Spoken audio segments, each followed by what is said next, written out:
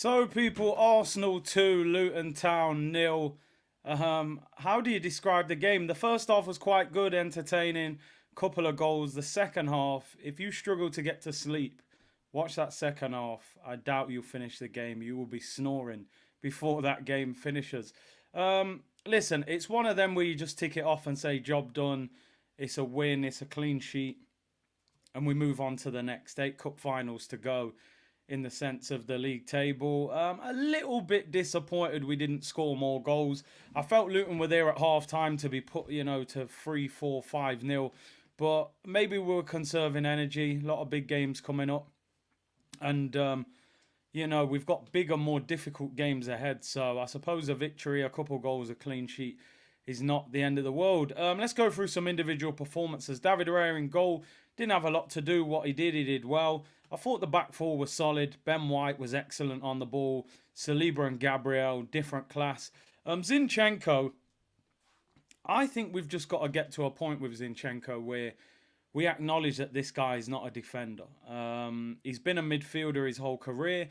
He went to Manchester City. They needed a left back, and they threw Zinchenko at left back because he's left-footed and maybe he reads the game pretty well. But I don't look at him as a defender. I think that's a midfielder playing at left back. And I know a lot of Arsenal fans are on his case at the moment. But I think we almost have to judge him like that. I just don't think he has that defensive. He's not switched on defensively. So it'd be interesting what happens with Zinchenko in the summer, with Timber and Tomiyasu, Kivior playing there. Do you need Zinchenko, on a high wage? Not sure. He played okay, but defensively at times looked a bit easy for Townsend to get past him, but he was all right. He steps into midfield. Arteta wants him to get on the ball, especially in games where we dominate possession. We had 60% possession in the game today. In midfield, one of the highlights of that game for me was Thomas Partey. I know a lot of people have complimented Jorginho, and rightly so, over the last couple of months, but make no mistake about it, an in-form Thomas Partey is better than Jorginho because he has power. He can cover the ground a little bit quicker than Jorginho, and he plays the ball forward. Got caught once in the first half, but some of his passing was superb. Played a great ball over the top for Havertz in the first half. For a guy that hasn't started a game since August, that was some performance, trust me, because when you don't play for that long, you are rusty, and certain things that you did naturally you're having to think about. I think that was a great decision by Arteta to start him tonight, give him 60, 70 minutes. Then maybe you look at the game on the weekend, and obviously Bayern Munich coming up after that. So I thought Thomas Partey was a real positive. Let's talk about this man on the green screen, the captain. I thought today he was fantastic. I was a little bit critical of him in the City game, not because of his work rate. That was brilliant. I felt he gave the ball away a little bit too easily, even though he did create our 2 best openings. So I still give him credit for that. And I always say he's arguably the most important player in the Arsenal team because we distinctly lack creativity if he's not the one getting the ball a lot of the time. And some of his footwork tonight was just magic. The TNT Sport didn't seem to pick up on it and replay it. They were too busy doing some crazy FIFA camera angle that we all couldn't work out. But I thought it was a great performance. You look at the technique, the way he hits that ball for the goal. He cuts across it to into the bottom corner, makes it look easy. And listen, he's a top player, and I think he needs to shoot more often. I actually think he's got a really, really good left foot. Sometimes I think he's looking for the 1-2 a little bit too much, but a really good performance from him, and we're going to need that in bigger games over the next few weeks. So he did really well. Smith Rowe, as you know, people, I'm a big fan of Smith Rowe, not just because he gives me interviews when we're on tour. Are you fit, bruv? Because I just think there's a player there, and I don't want Arsenal to give up on him so quickly. A couple of years ago, scoring goals for Arsenal, suffered injuries, has been on the bench for most of this season. It's not like he's played badly. He just hasn't played. I thought first half there were a lot of positives in his game. Again, hasn't played a lot of football. Started, I think, Forest away was the last time he started a game. Before that, he hasn't started a Premier League game this season. And I thought first half he did well. He got an assist. Went on some good runs. I think he got a pre-assist for the first goal. Pre-assist, eh? Never used to speak about that, did we? But I thought he was bright. Second half, he was tired. You know, it was a car running on fumes. You know, the petrol was empty. He looked shattered. And he did the right thing taking him off. But I just hope he involves him in the games, you know, moving forward and doesn't just leave him on the bench as a sub not used. The biggest disappointment for me of the night, and I don't like singling players out, but we just got to keep it 100, was Reece Nelson. I think every Arsenal fan wants Reece Nelson to do well. We can all see that he's got talent, he's got pace, he's got energy, signed a long-term contract in the summer. You don't get many opportunities at big clubs sometimes if you're not in favour. Nelson is clearly not in favour with the manager. He doesn't hardly play him. He didn't do enough tonight to put pressure on the manager. I don't even really remember a moment where you can say, wow, that piece of quality, that bit of brilliance.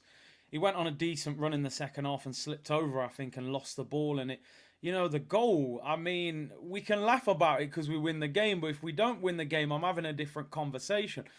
Trossard rolls it to Smith Rowe. Smith Rowe crosses it. He's 4 yards out. He misses the ball. It nutmegs him and hits the Luton defender and goes in the back of the net. And then Nelson falls into the net. I mean, it was an embarrassing moment. When we first scored, I was celebrating saying Nelson scored, only to realise he got nutmegged. And he will not sleep well tonight, trust me. When you miss a chance like that, man, and the adrenaline's running because you played a game, that will affect him. He will know he's missed an opportunity. 70 plus minutes, could have scored. A lot of the time he didn't want to run at the defender.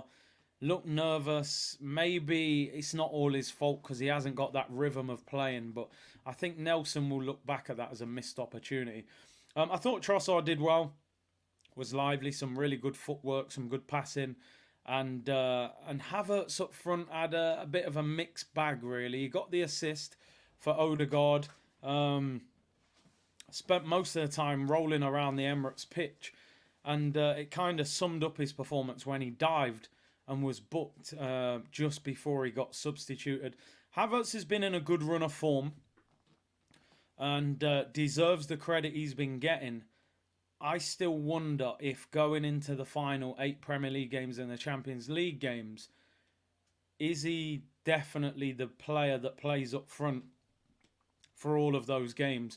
Is there still an opportunity for Gabriel Jesus to get that position back? Because, I don't know, he's very casual, doesn't really run that much when he gets the ball. You know, I just think sometimes you need him to be a bit more lively. He has a very laid-back style about him. Chris Waddle, Dimitar Berbatov, Ozil kind of style. But sometimes you just want to say, come on, a bit more intensity. But listen, he got an assist. The stats will look good, you know, goals, assists. The stat padders love them. So, listen, credit to Arteta. Before the game, a lot of people were saying, is it too many changes?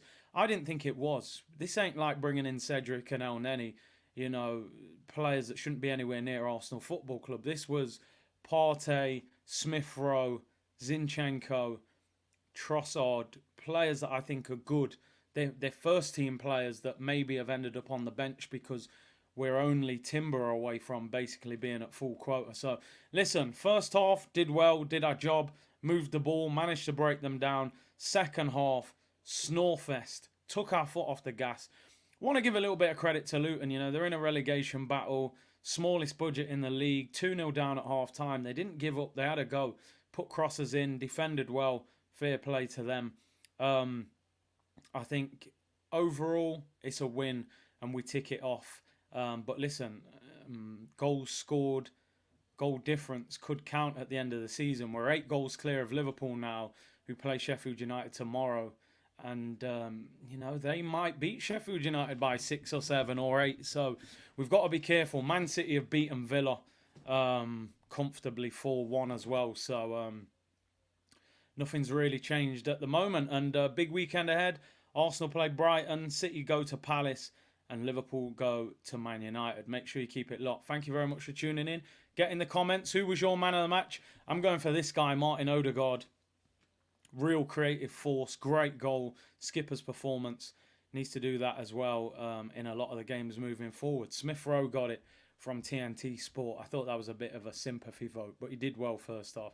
Take care. Let me know in the comments who was your man of the match. 2-0, tick it off. Pebble Beach, Brighton on Saturday.